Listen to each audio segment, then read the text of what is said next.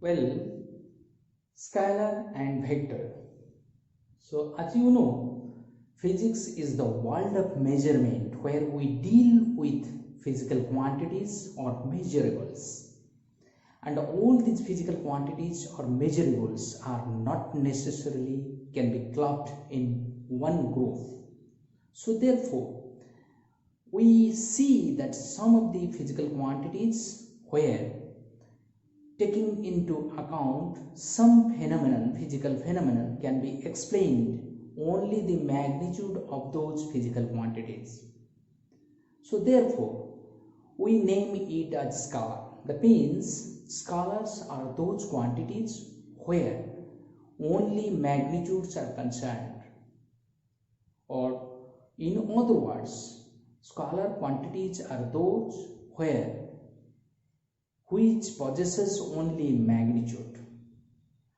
On the other hand, there are certain other quantities or physical parameters taking some of those quantities to explain some of the physical phenomena where directionality matters, unlike the case of motion in a straight line where you need not to bother about the direction. You can take into account the negative, positive or up and down as the direction, but in fact the direction was not a bothering in case of a motion in a straight line. But when you come to the case of a motion in 2 dimension or 3 dimension, or to be more meticulously, motion in a plane, the direction matters. That means when we are interested to explain the physical phenomenon, in addition to magnitude, we need to bother about the direction of those physical quantities. So therefore, the need of such quantities which possesses both magnitude as well as directions is essential. Now, coming to the physical quantities, certain quantities even they possesses magnitude, direction, but still they are not behaving in the same way altogether.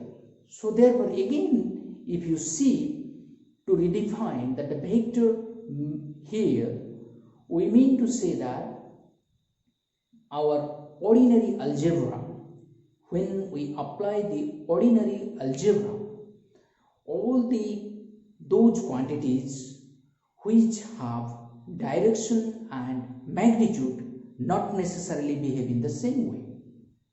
So therefore, we again classify and redesign that those quantities which of course do not behave in the same manner, but those who have ordinary algebraic additions and those who have not having ordinary algebraic expressions. That means physical quantities which possesses direction, magnitude, but in addition to that, it has vector law of addition. Those quantities we say as vectors. So therefore, scalars are having magnitude only, and vectors are those magnitudes as well as a direction, and more importantly, it abide by the vector law of addition, unlike the case of ordinary algebra, right? And even there are certain quantities which have magnitude as well as a direction, but still they are not treated under vectors, and those quantities may be tensor. So like that, even some quantities like you can take up as having magnitude as well as direction, but still they are considered as scalar. For example, time. You have time in past and future and present. If you take present as the center, then past and present have 2 directions, but in that case your time is a scalar. So therefore, some quantities even you say to that of your moment of inertia, it's that a case of where you have magnitude as well as direction, but still it is not vector. So those quantities are still we can club together to say as tensor.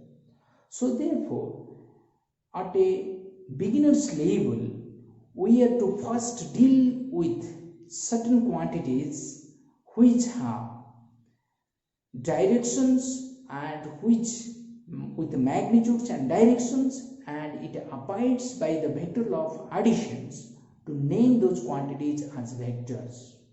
And those quantities, of course, can be represented in certain ways, unlike the case of scalars with bold letters or letters on the top with arrow marks. So therefore, unlike the case of A, if we say the A with a arrow mark, that becomes a vector, and you can write the A in a bold letter also, in a bold letter to represent it as a vectors. So if you see that the need of such a vector is essential, it is because when you pick up those quantities which are vectors, they are not abiding the ordinary algebra. Specifically, the law of vector addition, if you pick up, in that case you cannot add the vectors simply as that in algebra. For example, you cannot add 5 unit of a vector quantity with simply 3 unit of a vector quantity, giving rise to 8. You have to add 5 unit of vector quantity and 3 unit of vector quantity in a vectorially manner or in vector addition formula. So therefore, if you see to that the vector A,